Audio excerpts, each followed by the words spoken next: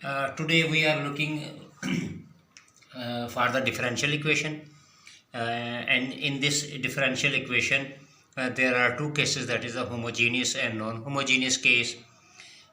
In the homogeneous case there must be the equation equal to 0, that is dy by dt is a plus ay is equal to 0. That is a homogeneous case. And a non-homogeneous case in which the equation must be equal to a constant, that is dy by dt plus ay is equal to b. Now what we are looking for this exercise, we are looking for yt, that is a general solution, and definite solution. And in general solution we have to need a yc and yp, and where yp is equal to b over a and yc is equal to ae minus at. And when we sum up these two terms, yp and yc, then we can get a general solution. And after that, if we put the initial conditions into the general solution, then we can get a definite solution. ये हमारा पहला question है इस exercise का, और इस exercise के अंदर हमने फर्स्ट ऑफ ऑल हमने जनरल सोल्यूशन निकालना है और इसके बाद हमने डेफिनेट सोल्यूशन निकालना है। अब इनको निकालने के लिए सबसे पहले हमारे पास इक्वेशन देखें। इस इक्वेशन को देखें तो ये नॉन होमोजीनियस इक्वेशन, और इस नॉन होमोजीनियस इक्वेशन में सबसे पहले जब ये इक्वेशन को हम देखते हैं तो ये बिल्कुल सेम लाइक ऐसे dy by D T plus A Y is equal to B. अगर हम इसको, ये जनरल इक्वेशन है, अब जब इसको कंपेयर करते हैं इस इक्वेशन को इस क्वेश्चन के साथ जब कंपेयर करेंगे तो इट मीन्स कि ए मेरे पास 4 आ गया और बी मेरे पास 12 आ गया। अब सबसे पहला काम जनरल सोल्यूशन को निकालने में, सबसे पहले हम ये निकालेंगे कि वाई पी क्या होगा, यानी पर्टिकुलर इंटेग्रल। तो Y P is equal to होता है B over A, B upon A. B मेरे पास 12 है अपॉन 4, तो मेरे पास 3 आ जाएगा। अब वाई पी के बाद हम वाई सी निकालेंगे। Y C that is equal to A E minus A T, ये इसका फार्मूला है। अब ए जो है हम एज इट इज लिख देंगे, ई भी एज इट इज आ जाएगा। ए की वैल्यू मेरे पास -4 है और -4 है और टी वैसे लिख देंगे, तो वाई सी मेरे पास आ गया जी ए ई माइनस 4 टी। सो मेरा जनरल सोल्यूशन क्या आ जाएगा, general solution that is Y T is equal to Y C plus Y P. तो ये वाई सी मेरे पास क्या है, ए ई माइनस 4 टी, और वाई पी मेरे पास क्या है, दैट +3। ये देखें ये 3 है और ये मेरे पास -4 e की पावर -4t है। ये मेरे पास आ गया जी जनरल सोल्यूशन। अब हमने क्या करना है, डेफिनेट सोल्यूशन निकालना। डेफिनेट सोल्यूशन के लिए देखें हमें उसने इनिशियल कंडीशन दी हुई है। इनिशियल कंडीशन क्या दी हुई है, y0 इज इक्वल टू 2। इसका मतलब है कि हम t की जगह हम 0 पुट करेंगे। इट मीन्स जो गिवन कंडीशन है हमें, हम t जो है वो 0 पुट करेंगे और y इंटू 0 जो है उसकी जगह हम 2 पुट करेंगे। सो t जब हम इसमें 0 पुट करेंगे तो y0 हो जाएगा ए ई -4 और t की जगह 0 +3। तो y0 की वैल्यू हमें गिवन है, ऑलरेडी गिवन है, दैट इज 2। सो ये मेरे पास आ गया ए ई, और जब इसको मल्टीप्लाई करेंगे तो ये 0 हो जाएगा +3, और e की पावर 0 जो होता है दैट इज इक्वल टू 1। तो ये मेरे पास क्या आ गया, ये a आ गया +3 is equal to 2। So a की वैल्यू मेरे पास क्या आ गई, -1 आ गई। अब हम डेफिनेट सोल्यूशन निकालने लगे हैं कि डेफिनेट सोल्यूशन क्या आएगा। डेफिनेट सोल्यूशन देखें, a की वैल्यू मेरे पास आई है, a मैंने फाइंड क्या कर लिया है, a जो है वो -1 है, और मेरे पास जनरल सोल्यूशन क्या आया था, यहाँ से अगर हम देखें तो ये मेरे पास जनरल सोल्यूशन आया वाई टी का। वाई टी का सोल्यूशन क्या आया था, Y T is equal to A E -4t+3। अब हम ए की जगह क्या करेंगे, ए की जगह हम वैल्यूज की पुट करेंगे। सो वाई टी क्या आ जाएगा, -e⁻⁻4t+3। ये हमारा पहला क्वेश्चन जो है वो कंप्लीट हो गया, जिसका डेफिनेट सोल्यूशन हमारे पास आ गया।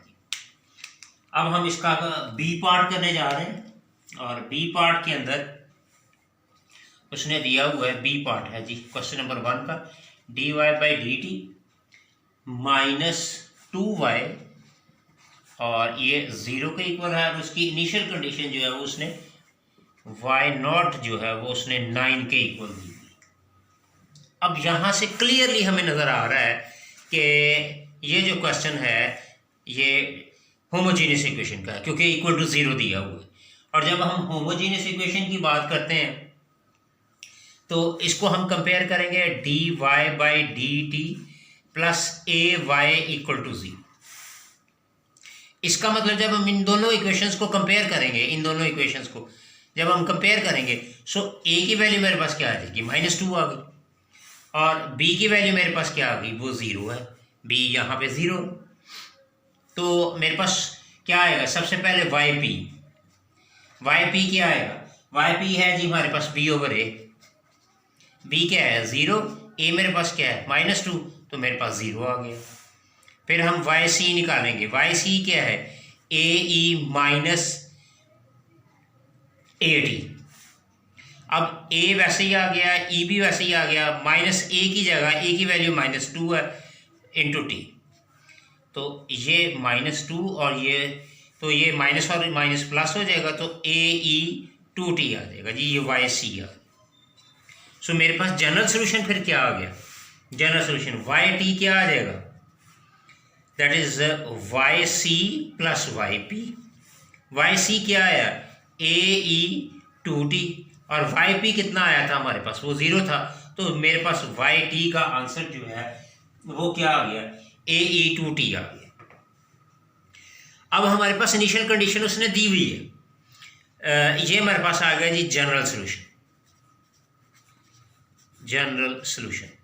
अब हम जब डेफिनेट सोल्यूशन निकालेंगे तो हमारे पास क्या गिवन क्या है, कि गिवन क्या है y0 = 9।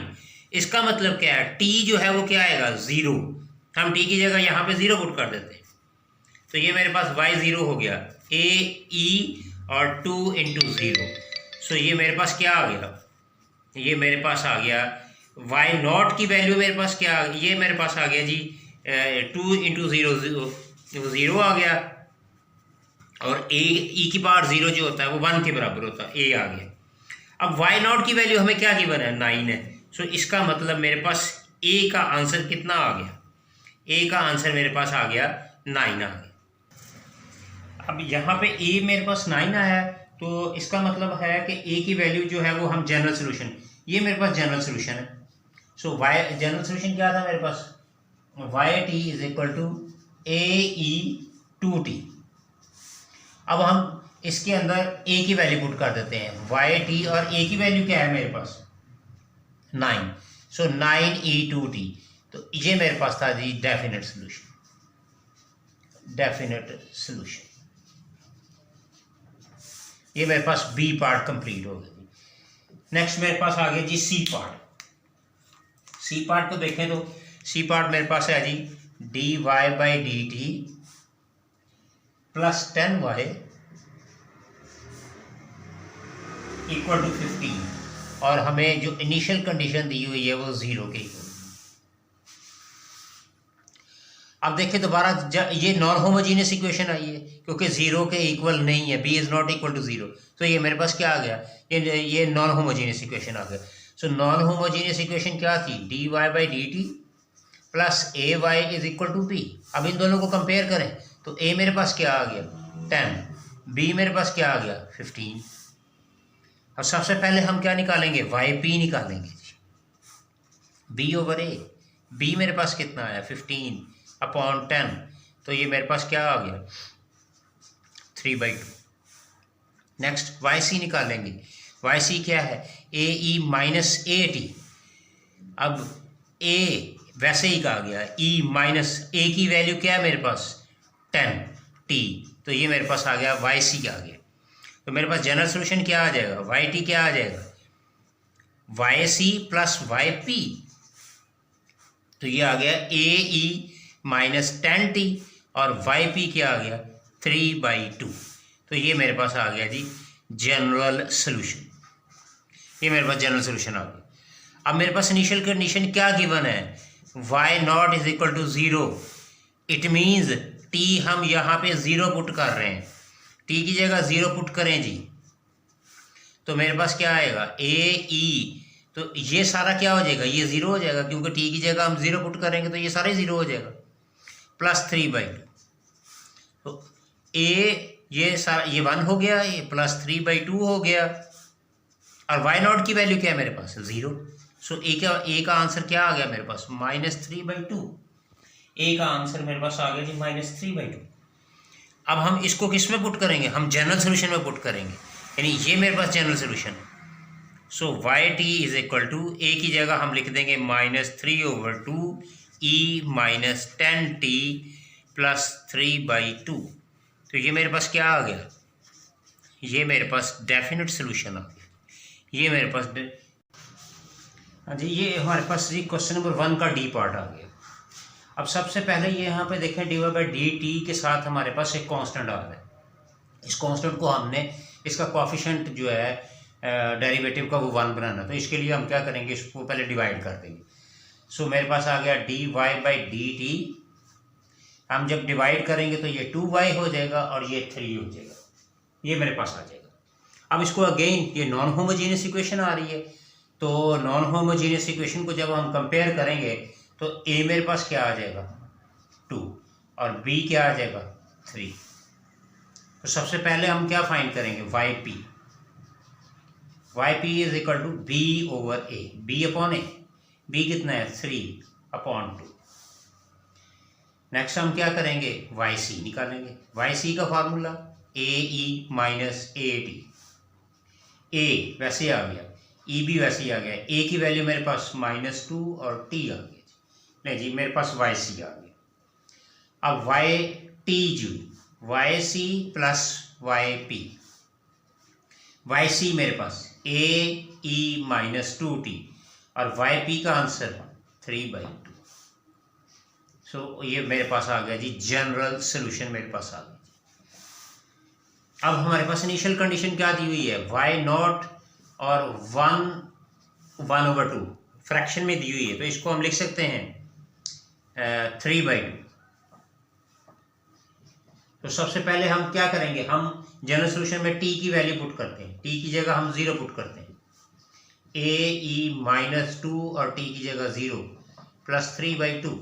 तो ये मेरे पास क्या बन गया, ये 0 हो गया और 1 के बराबर आ गया, a प्लस 3/2 और वाई नॉट की वैल्यू कितनी दी हुई है 3/2। तो a का मेरे पास आंसर क्या आ गया, a मेरे पास क्या आ गया 0 के इक्वल आ गया। अब ये वैल्यू जो है हम किस में पुट कर देंगे, हम जनरल सोल्यूशन में पुट कर देंगे। So y T is equal to ae minus 2t plus 3/2, यही तो मेरा जनरल सोल्यूशन निकला था। तो अब इसके अंदर हम क्या करेंगे, a की वैल्यू क्या है 0, e माइनस 2t प्लस 3/2। तो ये जब मल्टीप्लाई होगा तो ये सबको सारी टर्म को 0 कर देगा। सो मेरे पास वाई टी किसके इक्वल आ जाएगा 3/2। तो यही तो मेरी रिक्वायरमेंट थी डेफिनेट सोल्यूशन के लिए। ले जी, आज हमारा क्वेश्चन नंबर 1 जो है वो सारा कंप्लीट हो गया।